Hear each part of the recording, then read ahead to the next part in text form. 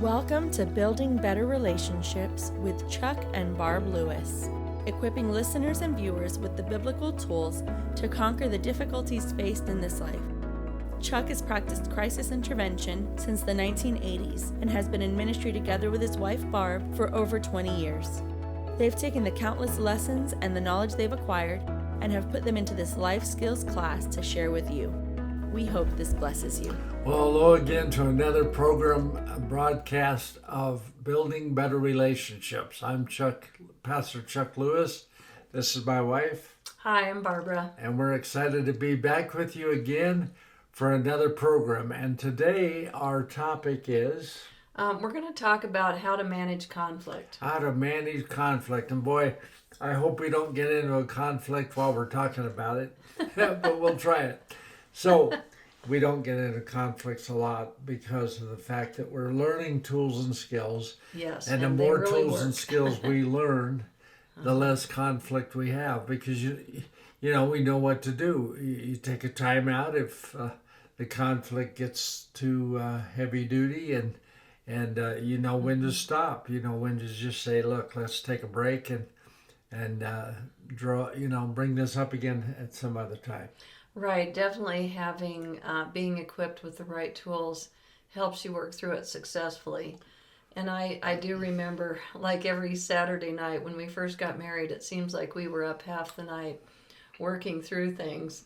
Yeah. And, because really conflict is inevitable, being male and female, having Sure. different upbringings, different wounds, you're going to have conflict. Yeah. And it's just a part of life, but working through it successfully actually brings you closer.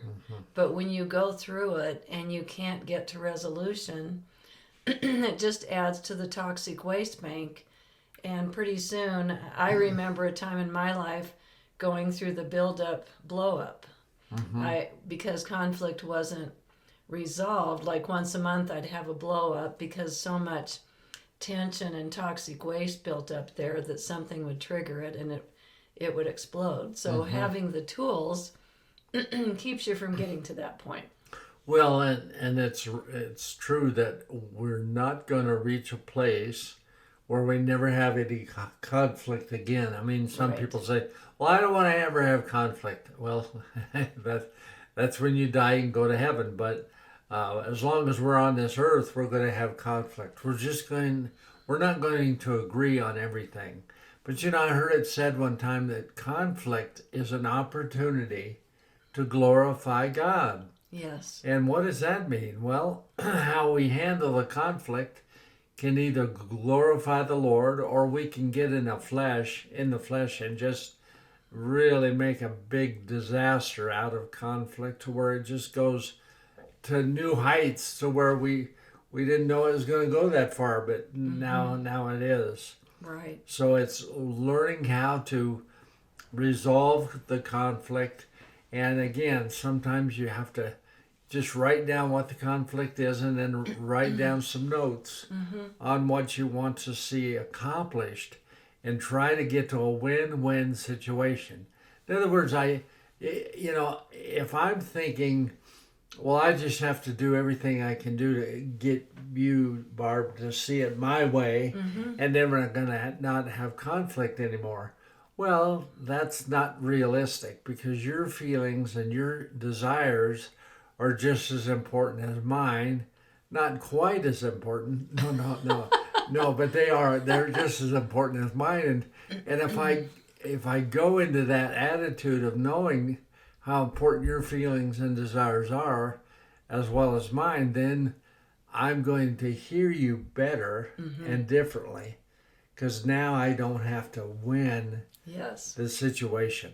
And I think that's a good point, because I do believe a lot of people feel like their point is the correct one, and there can't be another viewpoint or another correct way of looking at it, and so they have to be right. And in fact, I think you talked one time about meeting somebody that said, well, she said, I met Mr. Right, I just didn't know his first name was Always. because he was always right. And maybe you know somebody like that too.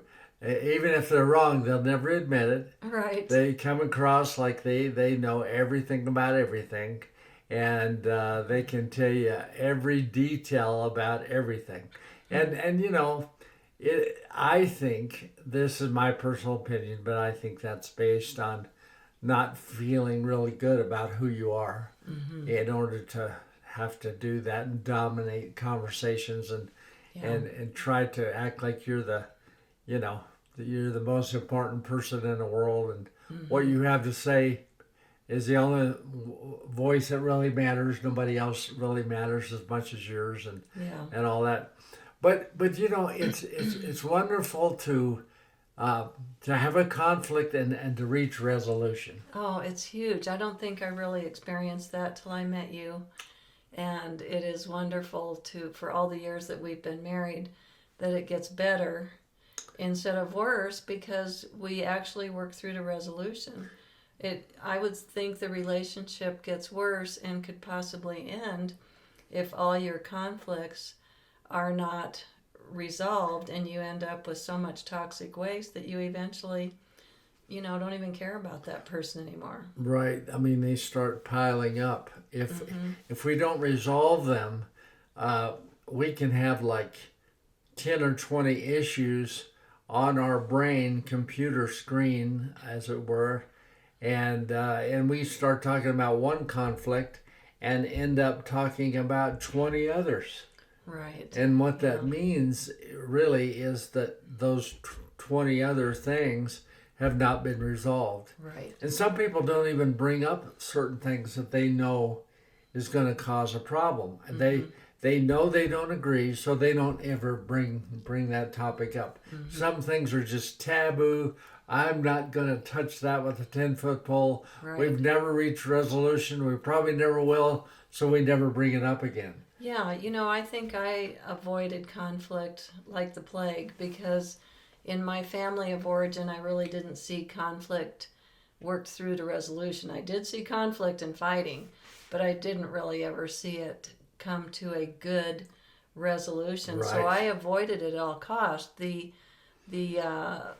What I observed in my child mind and what I carried into adulthood is that conflict is terrible and it's catastrophic, and you don't want to do it because things will never be the same. Never be the same. So how was it handled in your family of Well, origin? you know, I didn't see conflict resolved. I heard a lot of conflict happen, and then I never heard it brought up again until there was another problem. And then that original conflict would be brought up again, but I'd never seen resolution. But you know, I was so blessed years ago to have a family take me in and begin to, they just more or less adopted me, not legally, but I started hanging out with them, and I watched how they dealt with conflict in their family. They had children, and they had conflict that came up, and the father of the family just led the group in a discussion of really talking about what the conflict was, and then they went around to each person and had each member of the family talk about their feelings and their thoughts about what was going on. And I was kind of in the corner of the room watching all this going on, and my mouth was hanging open because they said to me, "Well, Chuck, you look like you've never seen this before." And I said, "Well, that's because I haven't. I've never seen anything handled in such a good way to where resolution happened. Everybody was heard, everybody was validated, and the conflict was resolved." And I thought, wow, this is incredible. And that set up a whole new way of thinking for me. Yes. To know that, conflict is going to happen, but resolution can also take place. Yeah, so everyone had a voice. Everybody had a voice. And in a functional family, everybody does have a voice. Yes. But in dysfunction, only certain people have a voice, and that's just the way it is. I'm the head of this family, and what I have to say goes and nobody else says anything. Well, okay, that's a dysfunctional way of handling it, and some people live that way all their life, but Yes. it can really be a lot better. And the safety that's provided for everybody to have a voice is so wonderful. God cares about your voice. Yes. God cares about your opinion. And maybe you're listening today and thinking, well, I don't feel like my opinion's worth anything because nobody wants to hear it. They put me down every time I start talking or whatever. Well, God doesn't feel that way about you. In fact, God cares so much about our voice. God told Adam in the garden to go name all the animals. And he didn't tell him what the names were, would be, but he wanted Adam to come up with the names. So that let me know that God cares about our opinion and our voice. And so I love that. That is good. Yeah. Yeah. Going back to something that you mentioned before was taking a time out. So if you Yes. start escalating when you're having a conflict with somebody, and you can know that you're escalating because your heart starts beating faster, you might start sweating. Sometimes you have trouble listening if you're escalating, but the timeout procedure is something that we've done a program on, when to take a timeout so that you can talk, without getting angry. Yeah. And, sarcasm is something that I know I used to do, and that was prevalent in my family, is we were very sarcastic, and you're not going to resolve anything when you're being sarcastic with each other. No. I don't think sarcasm has any place in a conversation where you're trying to resolve conflict. In Right. fact, I think it's good to just get sarcasm out of your life. Yeah, and we don't use sarcasm in our relationship, and a lot of people do that in the name of humor, and they'll put each other down, and when the other person reacts, they'll say, "Oh, I was just kidding around with you. Can't you take a joke?" and all that stuff. Right. But nothing is funny if it's at somebody else's expense. Right. And I really believe that. I think we can have fun and we can laugh and talk about a lot of funny things without putting each other down and using each other as a battering ram to, get our point across. I just don't think that's appropriate. Right. And another tool and skill that we've taught on our program is the speaker listener technique, where you take turns speaking and then the other person paraphrases back what you said to make sure that they really heard and understood what you said. But I would like to talk a little bit about the difference between debating with somebody and having a dialogue with them. Right. Because when you're debating, you want your argument to be correct over that of your opponent. Yeah. You don't really care about listening to what the other person is saying. So dialogue is for the purpose of understanding yourself and the other person, Right. whereas debate is just trying to win an argument. And so when someone's debating, they're listening with the view of countering what you're saying. Yeah. They're not absolutely. listening for your strengths or to be able to affirm you Right. or to understand better what you're saying. In fact, the debater might be looking for weakness on your part so they can exploit your weakness. Right. But when you're doing dialogue, you speak for yourself from your own understanding, and then the other person gets to speak for themselves, and you understand each other better by allowing each person to have dialogue. We might even ask questions Yes. of each other. Could you tell me more about that? Right. And you could hear things while you're dialoguing that you don't agree. You don't Yes. agree at all with. Yes. But you don't have to make that an issue. You know, Correct. that person has their own thoughts and feelings about something, and your brain can be going, "Oh, that's so crazy. I can't believe you think that or feel that way. That's not true." But that's not the time to get into that. Right, right. In fact, the debater too might interrupt what the other person is saying. They can't even let them say their viewpoint. Right. but the person that's engaged in dialogue allows the other person to complete what they're saying. See, that was a brand new revelation for me, because I thought, how can I hear somebody and even validate their feelings when I totally disagree with what I'm hearing them say? But that's a choice. Yeah. We can choose. I had a guy at one time come up to me and he said, "Hey, I know you're a pastor." He says, "I don't believe in God at all." He said, "What do you think of that?" I said, "Well, that's your choice. You can do that. You can not believe in God." I said, the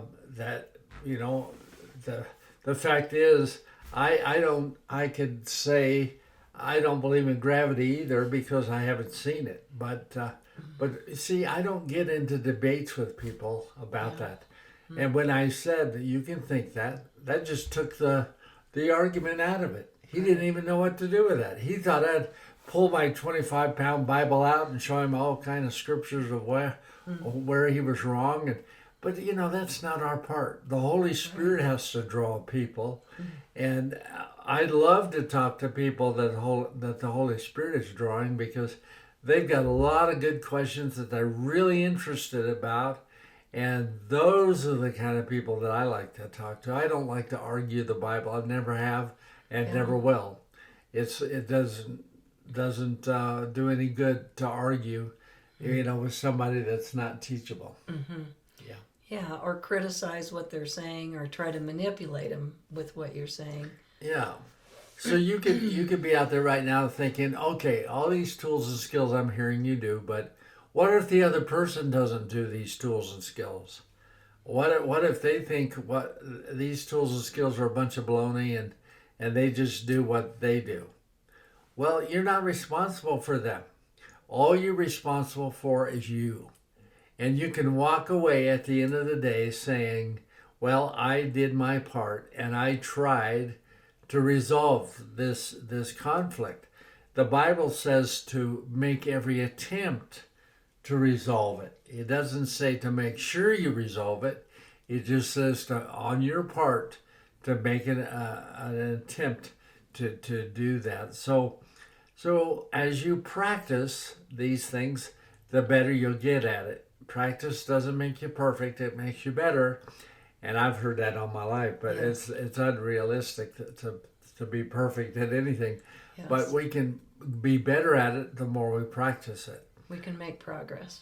Make progress. What I like to do too is I like to rehearse in my mind a conversation. I call that a critical conversation, crucial conversation.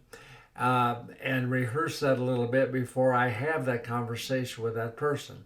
Because if I get to know them pretty well, I can think, well, okay, if I say this, they'll probably say that. And I just rehearse that in my mind. And that gets me better equipped to handle that conversation. Because, if you're going to testify in a court of law, the attorney basically will run you through a mock trial of your testimony of what you should say or should not say, and that's in a court. But how often do we have that experience? Which is not much at all, hopefully. But how much conflict do we have? Well, we have it sometimes on a regular basis, but we don't rehearse anything.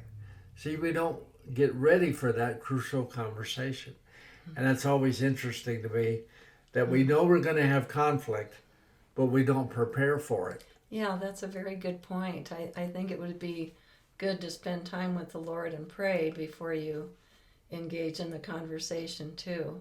Mm-hmm. And a conversation doesn't usually rise above the first few sentences. So you want to start out using kindness and respect, not speaking in an angry tone. Right. Decide you're going to stay in the adult position. You're not going to reduce yourself to fighting like a child. Mm-hmm. You're going to remain in the adult position and be kind and respectful. Right. Listen to what the other person is saying. Mirror back what they're saying. That's huge. Take a time out if you need to. Yeah. But decide beforehand that you're going into that conversation with the goal of resolution. Because if you Yes. only go into it with the goal of being right and making your point known, it's not really going to change anything. No, not at all. It's just going to cause more conflict because in your heart, see, you're going to be disagreeing and you're going to be escalating more and more as you talk. So the purpose is to handle yourself and your part Right. in a godly way. I heard conflict is an opportunity to glorify God. And so how we do that is we walk away at the end of the day saying, God, I tried. I did my part. And if you feel like you're getting in the flesh and want to say some pretty dysfunctional things back to them or putting them down or calling them names or whatever, that's an indication that you need a timeout. So what I suggest people do, and you, if you're listening and really want to know what to do, is you just tell people I have to go use the restroom. And just go do that. And look in the mirror and say, okay, what should I say when I come back to talk to this person? Just taking that little break, will sometimes break the tension. Yes. And put it back on a good level where you're able to really resolve things. Right. Well, our time's gone again, and we just want to encourage you that if you're having conflict, there's hope. Yes. There's hope. You begin to ask the Lord to show you what your part is and give you the words. And I like what Barb said about using honor and respect to that person, even if they're not doing that to you. You can That's right. still do that with them, and God will bless that. So put in your comments. Let us know how we can pray for you. If you're in one of the biggest conflicts of your life, let us know that, and we will definitely pray for you. Yes. And we also encourage you to press the like button, subscribe, and share, because that helps us on our program. Yes. God bless you today. We'll look forward to seeing you next time. If you are blessed by this ministry, please subscribe, like, and share. You can also make donations at chucklewisministries.com. Join us to keep uncovering the tools to build better relationships together. Let's do this again next week.